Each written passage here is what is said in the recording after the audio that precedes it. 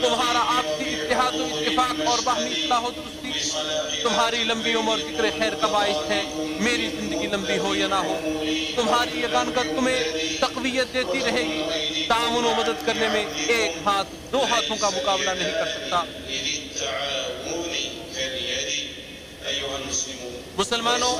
لوگوں کے درمیان صلح و صفائی کروانا ایک جلیل القدر خصلت اور عظیم المرتبت خوبی ہے جو کینہ کپٹ بغض و حسد، دلی رنجش اور کدورت کو نکال دیتی ہے اور اس سے عداوت و دشمنی، لڑائی جھگڑے اور غیظ و غضب کی آگ میں بجھ جاتی ہے۔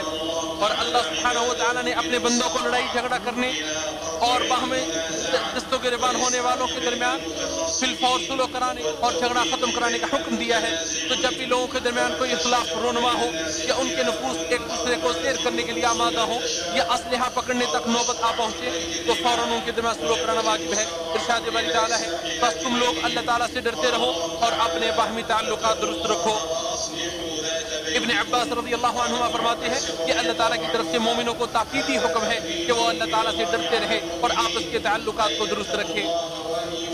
اور ارشاد باری تعالیٰ ہے، اگر ایمان والوں کے دو گروہ آپس میں لڑ پڑے تو دونوں کے درمیان صلح کرا دو۔ اور مزید ارشاد فرمایا، مومن تو بھائی ہی ہیں، بس اپنے دو بھائیوں کے درمیان صلح کرواؤ اور اللہ سے ڈرو تاکہ تم پر رحم کیا جائے۔ اور اللہ تعالیٰ نے میاں بیوی کے متعلق یوں ارشاد فرمایا، اور اگر عورت اپنے خامد سے کسی قسم کی زیادتی یا بے رخی سے ڈرے تو دونوں پر کوئی گناہ نہیں کہ آپس میں کسی طرح صلح کر لیں، اور صلح بہتر ہے۔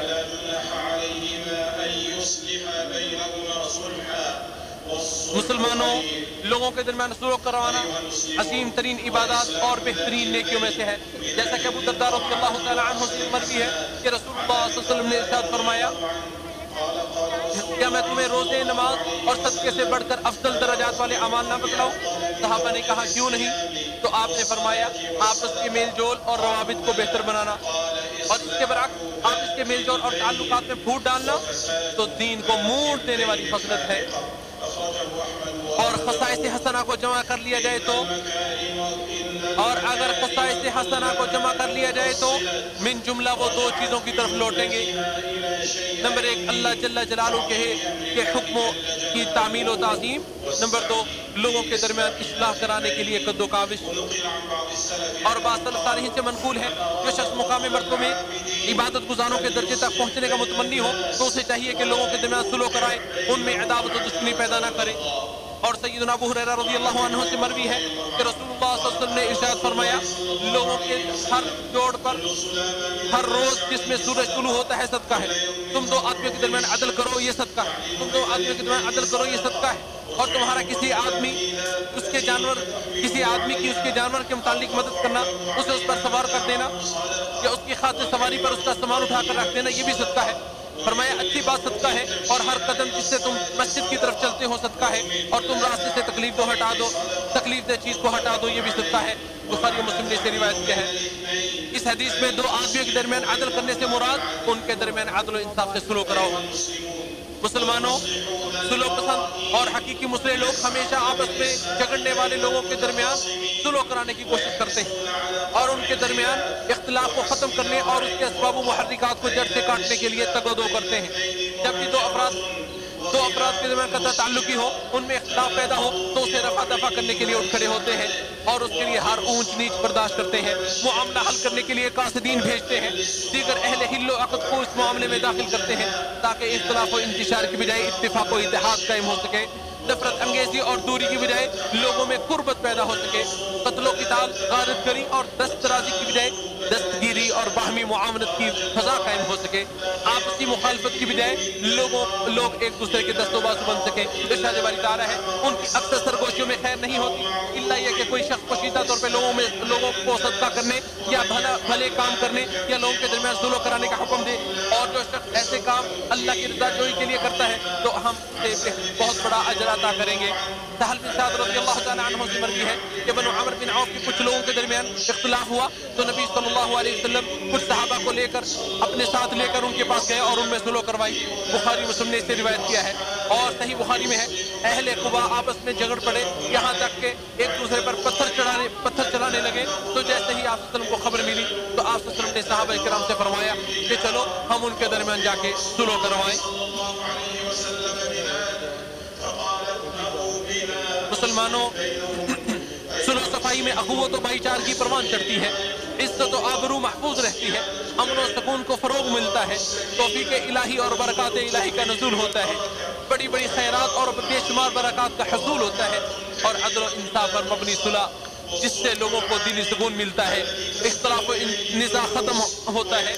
वो जुदा जुदा रहने से बहुत बेहतर है, क्योंकि इख्तिलाफ इंतशार, अदावत व दुश्मनी और बुग़्ज़ में आगे निकल जाने से इंसान ऐसी बड़ी बुराइयों में मुब्तला हो जाता है जो रुसवाई, ज़िल्लत, नुकसान का बाइस बन जाती है। मुसलसल लड़ाई झगड़ा, नफरत अंगेज़ी और कत्ल व क़िताल में ही लगे रहने वालों को ज़िक्र शर, बुरी शोहरत, पुरसुकून ज़िंदगी में खलल, आरामदेह नींद में रखना, जिस्मों की थकावट, हासिदीन के हंसी मजाक और सुकून और राहत से महरूमी के सिवा क्या हासिल होता है, यहाँ तक कि आखिरकार उनकी जिंदगी अजीरन बन जाती है। किसी कहने वाले ने क्या खूब कहा, कब तक तुम्हारा आपसी इख्तिलाफ जारी रहेगा, कब तक तुम्हारा आपसी इख्तिलाफ जारी रहेगा, और किस बुनियाद पर चीखो पुकार की सदाएं बुलंद होती रहेंगी, और किस चीज में तुम एक दूसरे के खिलाफ मकरो फरेब करते रहोगे, और किस चीज में तुम एक दूसरे के खिलाफ मकरो फरेब करते रहोगे, अदावत व दुश्मनी और लड़ाई झगड़े को कब तक हवा देते रहोगे।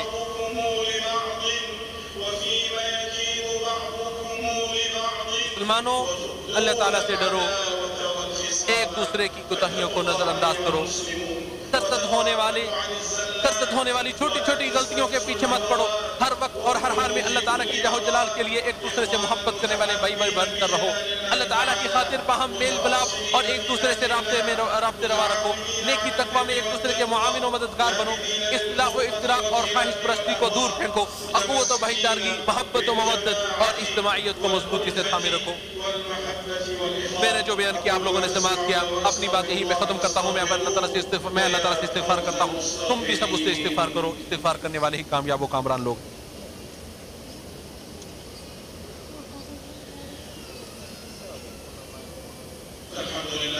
हर किस्म की तारीफ अल्लाह ताला के लिए है जो उस शख्स को पनाह देता है जो उसके लुत्फ़ व करम का तलबगार होता है, और मैं गवाही देता हूँ कि अल्लाह ताला के अलावा कोई माबूद बरहक नहीं, वो तन्हा है, उसका कोई शरीक नहीं, जो बीमारियों से मायूस लोगों पर इनाम व एहसान करते हुए उनके लिए दवा और इलाज का बंदोबस्त करता है। और मैं गवाही देता हूँ हमारे नबी सरदार मोहम्मद सल्लल्लाहु अलैहि वसल्लम उसके बंदे और रसूल हैं, जिनकी पैरवी करने वाला शख्स हिदायत के रास्ते पर गामजन हो जाता है, और उनकी